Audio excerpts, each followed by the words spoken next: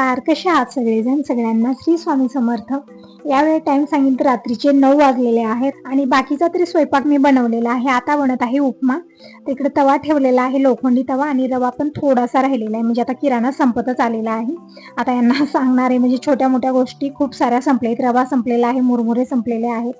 परत आता हे ते सगळं मी लिस्ट बनवते आणि मग देत असते, कारण एक एक वस्तू सांगण्यामध्ये त्यांना आणायला कन्फ्यूज आणि मला सांगायला कन्फ्यूज असं होतं, कारण लक्षातच राहत नाही, सगळ्या गोष्टी विसरून जाते. म्हणून जसं किचनमध्ये संपत आहे काही किराणा तर मी संघ लिहून ठेवत असते, म्हणजे मी विसरू नये नंतर.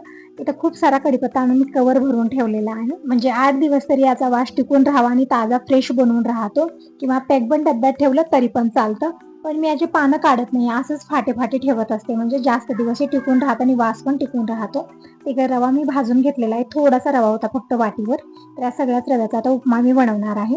तर कांद्यावरची साल काढून कांदे स्वच्छ धुवून घेतलेले आहेत, कांदे चिरून घेते, कढीपत्ता काढून घेते. तर ही सगळी तयारी झाली ना, मग पटकन उपमा बनवून तयार होतो. आणि तसं तर आणखीन हे आलेले नाही, आल्यानंतर घाई गडबड असते आणि म्हणतात की काहीही बनवू नको, पण उपाशी पोटी झोपी लागणार नाही, कारण दररोज जेवण असतं, पण रविवारी जेवण करत नाहीये ते, त्यामुळे मी उपमा बनवत आहे. इकडे चिरून घेतलेलं आहे सगळं, म्हणजे उपमा बनवायला थोडासा वेळ जास्त लागतो, रवा भाजणं, सगळी तयारी करणं, म्हणून म्हणलं येणे अगोदर करून ठेवायचं. तर पॅन ठेवलेलं आहे, पॅनमध्ये तेल घेतलं, मोहरी जिरं टाकलेलं आहे. कढीपत्ता टाकायचं विसरले मी, कांदा आणि हिरवी मिरचीच अगोदर टाकली, नंतर मी कढीपत्ता टाकलेला होता, कोथिंबीर टाकलेली आहे. छान परतून घेऊ. तसं तर मी अगोदरच काढून ठेवलं, पण जेव्हा बनवते तेव्हा मी विसरून गेलेले होते. नंतर हळदी पावडर टाकलेली आहे, म्हणजे उपम्यामध्ये हळदी पावडर कोणी टाकतात कोणी टाकत नाहीत, म्हणजे व्हाईट कलरचा उपमा छान दिसतो आणि त्याच्यासोबत चटणी असलेला आणखीनच छान लागतं ते. पण आता चटणी वगैरे मी बनवत नाही, त्यामुळे हळद टाकूनच इकडे मी उपमा बनवते. तर इकडे बघू शकता आदन आलेला आहे आणि मी भाजलेला रवा टाकला, छान मिक्स करून घेतलं आणि अगदी मिनिटामध्ये उपमा बनवून तयार झालेला आहे. फक्त तयारीलाच वेळ लागतो. तर झालेला आहे उपमा, झाकून ठेवलेले कमी गॅसवरती. तर उपमा वगैरे खाऊन झालं, सगळी भांडी वगैरे घासून घेतली. तर कालचा दिवस असा गेला, हा दुसरा दिवस आहे. आणि जसं मी अगोदरच्या व्हिडिओमध्ये म्हणलं, मी वडाची पूजा करायला गेले होते वटपौर्णिमे दिवशी. तर त्या दिवशी माझं एक जोडवं हरपलेलं आहे, म्हणून घरामध्ये जी ठेवलेली जोडवी होती ना तेच मी घातलेली. ते एकदम छोटीशी आहेत, पण आता करून आणेपर्यंत चालतील, कारण तसंच राहण्यापेक्षा तरी ठीक आहे घातलेलं. तसं तरी आज म्हणत होते की जावा तुम्ही करून घेऊन या, म्हणजे तू शेजाऱ्यांच्या ताई दोघीजण जावा, कारण साईज समजेल, कारण ते घेऊन येतात पण साईज मोठी होत आहे किंवा छोटी होत आहे, समजत नाहीये, त्यामुळे मला स्वतः जावं लागणार आहे. तर बघूया आता कधी मुहूर्त लागेल, तोपर्यंत मी घातलेला आहे. तरी दुपारची वेळ आहे आणि बाबांना जेवायला वाढत आहे. आज मसुरीची भाजी बनवलेली आहे, भाकरी भात, साधा सिंपल स्वयंपाक होता आणि चटणी पण संपलेली आहे. तर आज रात्री मी चटणी पण वाटून ठेवणार आहे, म्हणजे चटणी इतकी आवडते ना सगळ्यांना, खूप आवडीची, म्हणजे सगळ्यांची फेवरेट आहे. शेंगदाणा, कारोळ आणि यामध्ये मसाले, लसूण टाकून ही चटणी मी बनवलेली होती आणि कशी बनवली शेअर पण केलेली आहे. तर जितकी भांडे झाली होती दुपारी घासलेली सगळी मी इकडे रॅकला लावत आहे. बाबांचं जेवण झालेलं आहे आणि बाबांच्या कानात ड्रॉप घालायचा आहे. तर इकडं कानामध्ये, डोळ्यामध्ये घालण्याचे वेगवेगळे ड्रॉप आहेत आणि बाबांना जे दवाखान्याला पण घेऊन गेलेले होते, तर तेच म्हणत आहेत की टॅबलेट कसे घ्यायचे आहेत, म्हणजे आम्ही सांगितलेले पण बाबा विसरले ते. आणि त्यावरती लिहिलेलं पण आहे, म्हणजे कवरवरती लिहिलेलं असतं की किती वेळा कुठली टॅबलेट घ्यायची आहे. तर मी सांगितलं की 2 वेळा टॅबलेट आहे. परत अनुषापोटी आहेत आणि कानामध्ये ड्रॉप पण 4 थेंब टाकायचे, त्यावरती लिहिलेलं होतं, म्हणजे बाबांना ते सगळं सांगितलेलं आठवण पण राहत नाहीये, ते लिहून देतात, हे ठीक आहे. तर टाकलेले ड्रॉप वगैरे बाबा झोपलेले आहेत आणि इकडं माझ्यासाठी बनलेला आहे इव्हनिंगचा चहा. तर या तुम्ही सगळेजण इव्हनिंगचा चहा घ्यायला. चहा घेऊन झालं, थोडा वेळ असंच बसलेली होती, त्यानंतर वातावरण इतकं भयानक झालेलं होतं की नंतर जोरदार पाऊस यायला सुरुवात झाली. म्हणजे अगोदर तर हवा खूप होती, नंतर पाऊस आला आणि खूप दिवसाच्या नंतर पाऊस आला. आता खरंच पावसाची गरज पण आहे, म्हणजे सगळे शेतकरी आता सगळ्यांचे डोळे वरते आहेत की कधी एकदाचा पाऊस पडेल आणि कधी एकदाची पेरणी होईल. तसं तर आता पेरणीचं सीझन संपलं, म्हणजे उडीद मूग जे पेरतात ना, आता त्याचं सीझन संपलेलं आहे. आता सोयाबीन, तूर हे तरी घालतील, पण पाऊसच येत नाही इकडे, अजिबात पाऊस नाही, फक्त हवा असते, दिवसभर हवा, वैताग आलेला आहे हवेचा. आणि इकडे बघू शकता ब्रह्मकमलचं फुल ना, कळी खूप मोठी झालेली आहे, असं वाटत आहे आजच उगवेल की काय, तसं झालेलं आहे. आणि वातावरण बघू शकता किती भयानक झालेलं आहे, पाऊस कमी आणि हवा जास्त आहे. यामध्ये हे जी झाडं हलत आहेत ना, मला तर वाटतं पपईचं झाड मोडून पडेल की काय, इतकं जोरात ते हवेनं हलत होतं. मी नंतर गेट, खिडक्या सगळं बंद केलेलं.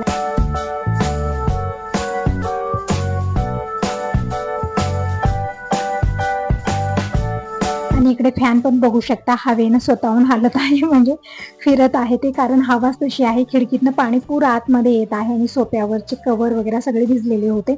नंतर मी खिडकी बंद केली, अगोदर लक्षच दिलं नाही.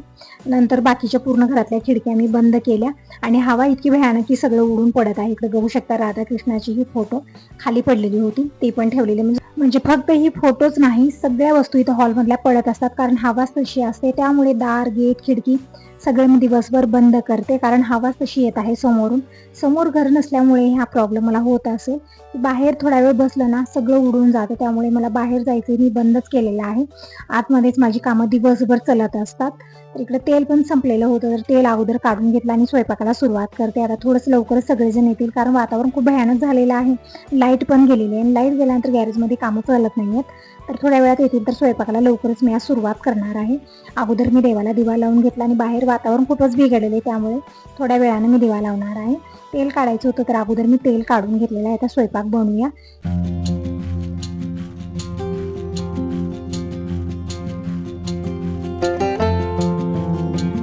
इकडं तांदूळ आणि गहू मिक्स झालेले आहेत. मला वाटलं चाळणीला येईल, पण ती चाळणी एकदम बारीक होती, त्यामध्ये ना गहू घालणार होते ना तांदूळ घालणार होते, म्हणून मी परत ठेवली आणि सुपानं घोळून फटकून मी तांदूळ काढलेले होते. जसं मी पाकडले ना तसे सगळे तांदूळ ते समोर आलेले आहेत आणि गहू महागे राहिलेत. म्हणजे गहू जास्त वजन असतात ना, त्यामुळे महागे राहिलेले आहेत. बघू शकता इकडं तांदूळ मी फटकून काढून घेतलेले आहेत आणि गहू म्हणजे दळून आणण्यासाठी मी इकडं ठेवलेले आहे. सगळं हे मिक्स झालेलं होतं आणि वेचताही येत नाहीये किंवा चाळणीनं पण जमत नव्हतं कुठल्याही. म्हणजे माझ्याकडे या साईजची चाळणी नव्हती, एक तर आहे खूप बारीक, नाही तरी खूप मोठी, सगळंच घालणार होतं. तर सगळंच काढून घेतलेलं आहे. म्हणजे छोटी मोठी कामं घरामध्ये चलतच असतात. इकडे गहू काढून मी कवरमध्ये भरून ठेवलेले आहेत, म्हणजे दळणामध्ये मिक्स करता येईल. आणि तांदूळ मी वेगळे केलेले आहेत भात बनवण्यासाठी, कारण मिक्स मी असंच ठेवलेलं होतं ताटलीमध्ये 2 दिवस झालं, तर म्हणलं आज काढून घेऊया. इकडे तांदूळही फटकून ठेवले.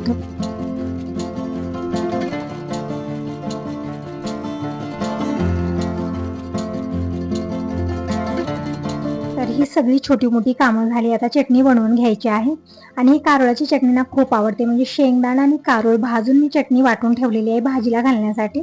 आता यामध्ये मसाले टाकून ही चटणी बनवते.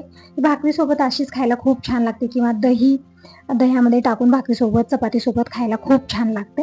तसं तर सगळ्यांच्या घरात वेगवेगळ्या प्रकारच्या चटण्या बनत असतील, पण आपल्या घरी अशी चटणी बनते आणि सगळ्यांची फेवरेट आहे. साधी सिंपल पण खाण्यासाठी खूपच टेस्टी. तर इकडे 2 ते 4 चमचे मी चटणी घेतलेली आहे मिक्सरच्या भांड्यामध्ये. यामध्ये 1 ते 1.5 चमचा लाल मिरची पावडर टाकलं, 1 चमचा जिरं आणि चवीपुरतं मीठ टाकलेलं आहे. आता टाकूया खूप सारा लसूण, म्हणजे लसणानंच टेस्ट छान येतो या चटणीला. इकडं मी टाकलेलं आहे 10-12 पाकळ्या लसूण. हे लसणाच्या पाकळ्या एकदम छोट्या छोट्या आहेत, म्हणजे गावरान लसूण आहे ना, आणि याचा वास पण छान असतो. इकडं सगळं टाकलेलं आहे. तर मिक्सरला बारीक करून घेऊया. तर ही चटणी वाटलेलीच आहे, फक्त मिक्स होण्याचं काम इकडं होत आहे.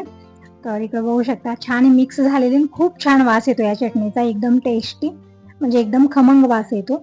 तर आता ही चटणी एका पॅकबंद डब्यामध्ये मी भरून ठेवत आहे, म्हणजे त्याचा वास जास्त दिवस टिकून राहत. ही चटणी संपेल पण वास जाणार नाही त्या डब्यामध्ये, म्हणजे बसत नाही. चटणी थोडीशी जास्त झाली तर कसं बसं मी दाबून ठेवलेलं आहे. तर झालेला ही चटणी वगैरे भरून आता जी पसारा मी काढलेला होता सगळं मी जागी ठेवून दिलं. आणि ही चटणीचा डबा मी फ्रीजमध्ये ठेवते, कारण का त्याचा वास वगैरे येऊ नये म्हणून, कारण कारळाची चटणी थोडंसं लवकर वास येते. तर आता तुळशीला दिवा लावूया. वातावरण थोडंसं ठीक झालेलं आहे. अगोदर ना खूपच बिघडलेलं होतं, खूप भयानक झालेलं होतं, पण आता पाऊस पण थांबलेला आहे आणि हवा पण तितकी नाहीये, म्हणून अगोदर मी तुळशीला दिवा लावते. बघू शकता आभाळ कसं झालेलं आहे, म्हणजे एकदम पांढरं शुभ्र आभाळ झालेलं आहे, छान वाटत आहे. म्हणजे थंड असं वातावरण झालेलं आहे. असं वाटतं की इथंच बसावं, पण किचनमध्ये कामं खूप जास्त आहेत. तर सगळ्या लाईटा मी अगोदर ऑन करते. तसं तर उजेड आहे, तरी पण सगळ्या लाईटा मी ऑन केलेल्या आहेत. आणि ब्रह्मकमलचं फुल आणखीन एक वेळा बघत आहे. मला वाटलं ना ते आजच उगवणार की काय, तसंच झालेलं आहे. बघू शकता तुम्ही याच्या 1-2 पाकळ्या बाहेर येत आहे. तिकडे बघू शकता तुम्ही एकदम पांढरं शुभ्र दिसत आहे. थोड्या वेळात उगवेल की काय असं वाटत आहे. बघूया आता संध्याकाळपर्यंत. रात्री एक वेळा मी चेक करणार आहे, म्हणजे हे फुल ना दुसऱ्या दिवसापर्यंत सुकून जातं. फक्त उगवल्यानंतर थोडा वेळच राहतं. त्यानंतर मी अगोदर असंच झालेलं होतं, मी फुल उगवलेलं बघितलं नाही आणि दुसऱ्या दिवशी सकाळी बघितलं तर पूर्ण फुल सुकून गेलेलं होतं. तर फुल उगवल्यानंतर आरती करून हे फुल तोडून घ्यायचं असतं रात्री. आणि असं म्हणतात यामध्ये महादेवाची पिंडी दिसते, पण मला काही दिसलं नाही. आता भरपूर वेळा फुलं लागलेली होती. श्रावण महिन्यामध्ये तर 2-4 फुलं उगवतात. आणखीन श्रावण सुरू झालेला नाही, अधिक मास असल्यामुळे फुलं लवकर लागलेली आहेत असं वाटतं मला. म्हणजे आता आकाळ आता स्टार्ट होत आहे आणि अधिक महिना नसता तर श्रावणच सुरू झाला असता असं वाटत आहे. त्यामुळे फुलं लागत आहेत. म्हणजे आपलं तारीखा मागं पुढं होतात, पण फुल त्याच्या सीझन अनुसारच लागतं ना.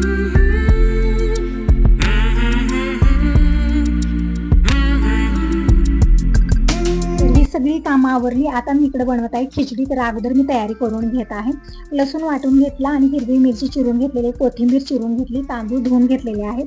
म्हणजे फक्त यांच्यासाठी मी इकडं मसाले भात बनवत आहे. कारण आता मसाले भात बनवलं तर बाबा खाणार नाही, पत पाणी चालू आहे आणि बटाटा वगैरे टाकलेला तर खाणारच नाही येते. तरी पण मी आज बटाटा टाकलेला नाही आहे, कारण का बाबांना ना कानाचा त्रास खूप होत आहे.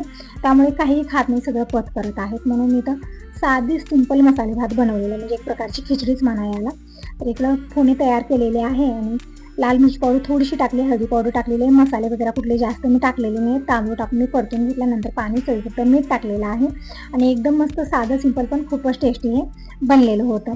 तर सगळ्यांचं जेवण खाणं झालेलं आहे. हे जे टायमिंग आहे रात्रीचे 9 वाजलेले आहेत आणि फुल बघू शकता इकडं दोन्ही ब्रह्मकमलची फुलं उगवलेले आहेत आणि टी व्ही बघत बसलेले आहेत. मी म्हणलं फुल तोडूया आरती करून.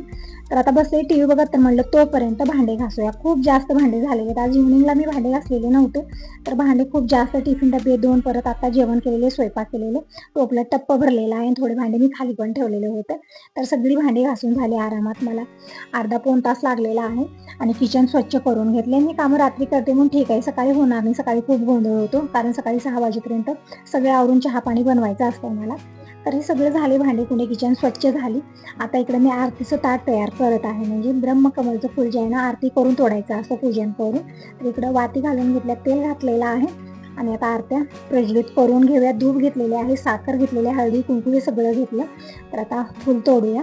तर टाईम सांगितलं रात्रीचे 10 वाजलेले आहेत. तसं तर म्हणतात हे फुल 12 वाजता उगवतं, पण मी 9 वाजताच उगवलेलं होतं आणि खूप छान फुललेलं आहे. बघू शकता तुम्ही दोन्ही फुलं, म्हणजे एक पलीकडून आहे, एक अलीकडून आहे.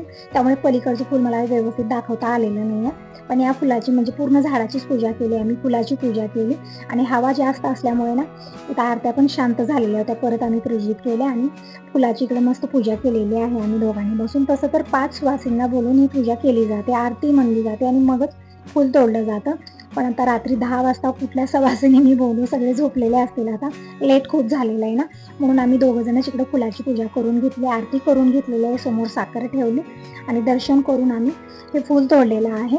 आणि हे फुल महादेवाला व्हायचं असतं. यामध्ये महादेवाची पिंडी दिसली नाही. मी 2-3 वेळा बघितलं, यांनी पण बघितलं, पण आम्हाला दोघालाही महादेवाची पिंडी काही यामध्ये दिसलेली नाही. तेच बघत होते, यांना म्हणलं पण वास मात्र खूप छान, खूप सुगंध असा वास होता. तर इकडे पलीकडचंही फुल पूजा करून यांनी तोडलेलं आहे, कारण ते पलीकडच्या पानाला लागलेलं होतं, बाहेरच्या साईडला आणि मधल्या साईडला होतं. तर इकडे दोन्ही फुलं तोडलेली आहेत. बघू शकता किती मोठी मोठी आणि खूप सुंदर ही फुलं आहेत, एकदम पांढरी शुभ्र.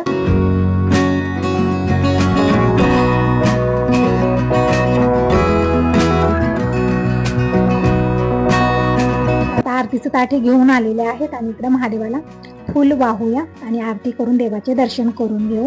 तर हाच होता आजचा व्हिडिओ. कसा वाटला नक्की सांगा. पहिल्यांदा बघत असाल तर चॅनलला सबस्क्राईब करा, लाईक करा आणि कमेंट करून नक्की सांगा. तुमच्या लाईकमुळे, कमेंटमुळे मी खूप मोटिवेट होते. तर व्हिडिओला लाईक जरूर करा. तर इकडे बघू शकता महादेवाला आम्ही दोन्ही फुलं वाहिलेले. एक यांनी वाहिलं आणि म्हणत होते दुसरं फुल तू वाहा ना. तर इकडे आम्ही फुलं वाहिली, देवाचे दर्शन करून घेतले. आता चला, आता सगळीच कामं आवरलेली आहेत आणि किचनची तर कामं मी अगोदरच आवरून घेतलेली होती, कारण जेवण झाल्यानंतर कधी एकदाची भांडे घासू असं वाटतं. जोपर्यंत मी भांडे घासणारी किचन स्वच्छ करणार नाही, मला झोप पण येत नाही, कारण एक सवय झालेली आहे. किचन स्वच्छ तर पूर्ण घर स्वच्छ. चला तर मग बाय बाय, टेक केअर सगळ्यांना, गुड नाईट, श्री स्वामी समर्थ.